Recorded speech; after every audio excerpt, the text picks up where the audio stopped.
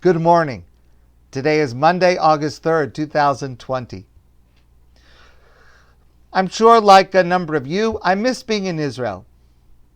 We were supposed to be in Israel this summer. We had a family wedding. And, of course, that trip is on hold. We don't know when we'll be there. And I miss being in Israel. I miss everything about it. There's one thing I do not miss, and that is jellyfish. Medutzot. Medutzot come every summer, mostly in July. And I think for a lot of people, but I'll say it about myself, but I think for a lot of people, it makes going to the beach quite unpleasant. For the last few years, I have used a website. The website is Medutzot Ba'am, which means jellyfish in the nation of Israel. And it's a website that tracks the appearance and the presence of jellyfish, where they are, how many they are.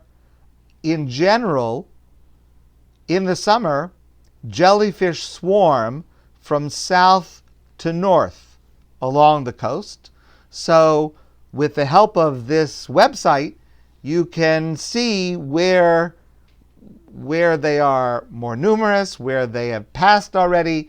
And if you care about it, you could use that to decide where you want to go to the beach. So I've known about this for a couple of years, and I use that website.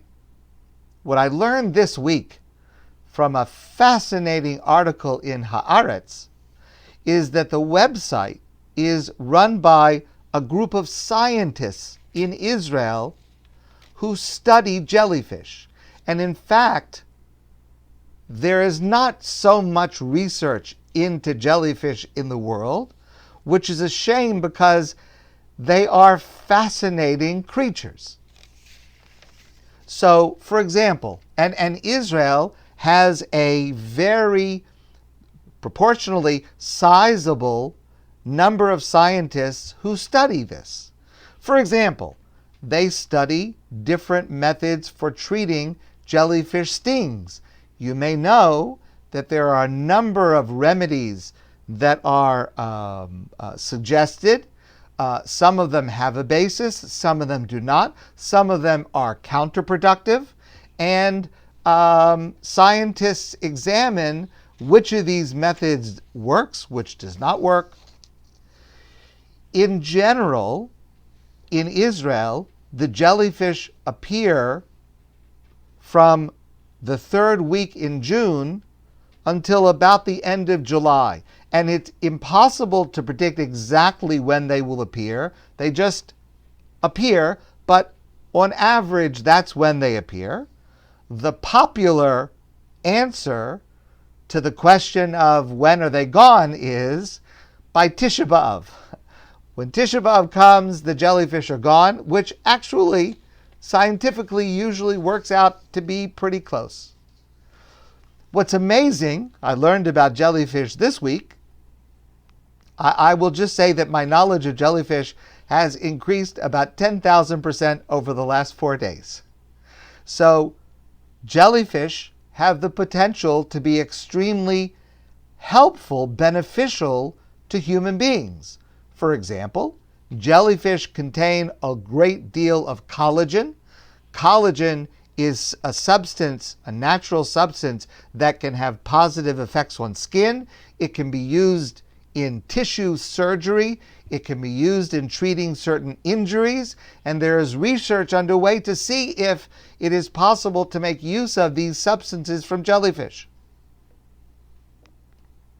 Now, the most awareness that Israelis have of jellyfish is that they swarm during this season and they make going to the beach very unpleasant. That's why there's this website and that's why people pay a lot of attention to it.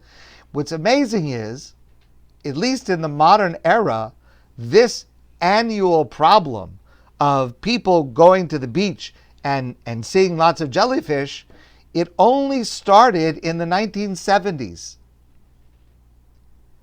And since that time, many Israelis decide, as I said before, where they're going to the beach, or if they're going to the beach, based on the jellyfish. So it's had an impact on the lifestyle of many Israelis, and scientists are not sure why. There are different theories about why all of a sudden in the 1970s jellyfish start to become an issue along the coast of Israel. And I'll just say scientists are divided on that question right now. There's a fascinating area of research going on. It appears that jellyfish may be helpful in solving what is now a terrible problem in the oceans of the world of plastic pollution. There's a tremendous amount of plastic pollution in the oceans. It causes terrible damage, and there is a line of research going on that jellyfish, or what could be extracted from jellyfish, could be helpful in alleviating that problem. What makes all of this even more interesting is that jellyfish do not have a brain. I don't mean that like you would say about a person, he doesn't have a brain. I mean, literally, they do not have a brain. Jellyfish have a sensory system, they have a nervous system, and they have a digestive system, but that's it. And they're able to do everything that they do without a brain. Another fascinating thing about jellyfish is that scientists are unable to tell how old a jellyfish is. Scientists are also unable to tell how long jellyfish live.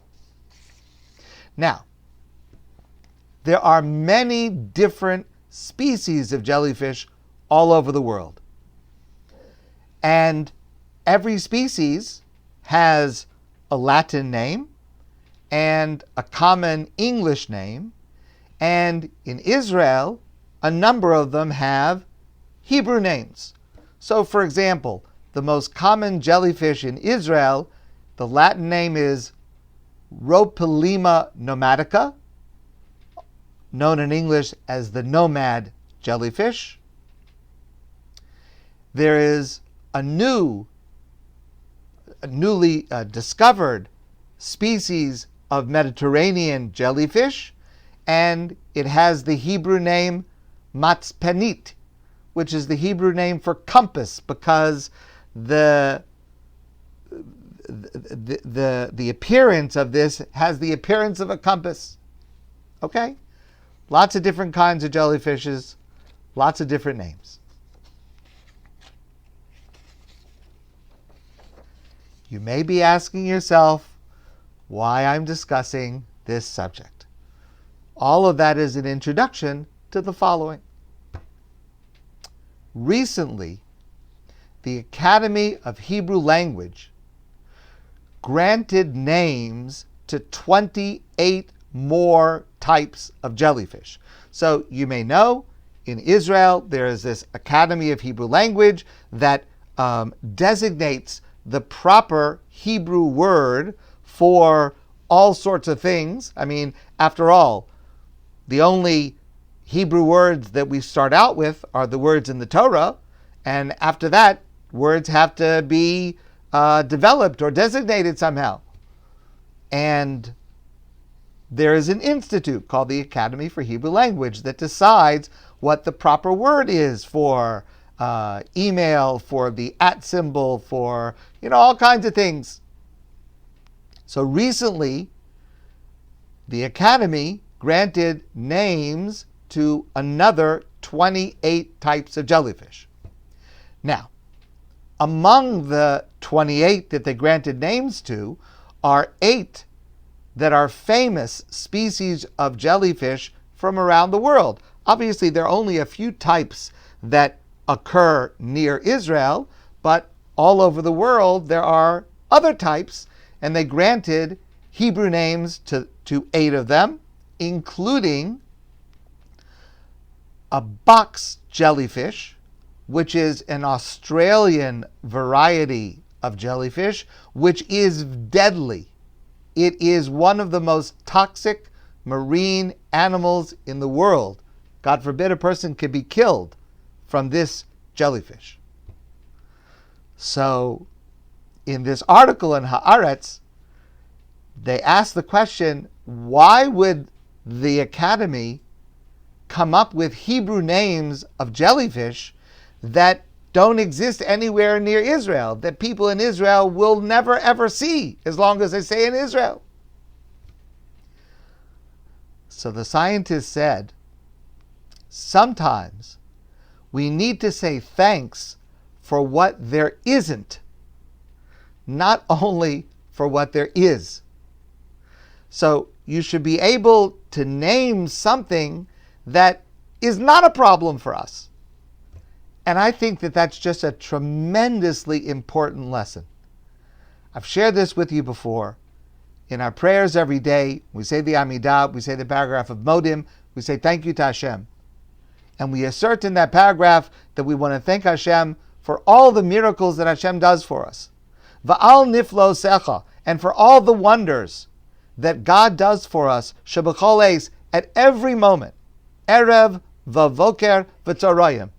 Every moment of the evening, every moment of the morning, every moment of the afternoon, God is performing miracles for us and wonders for us.